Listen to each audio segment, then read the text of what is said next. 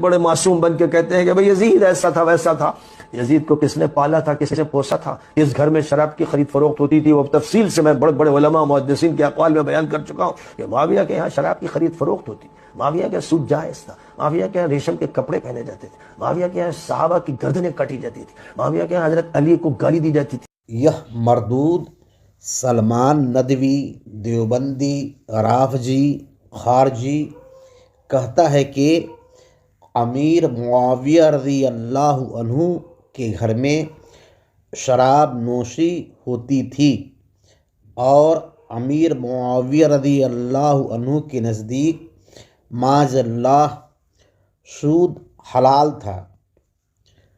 شریعت میں سود کو حلال جاننے والا کافر ہے.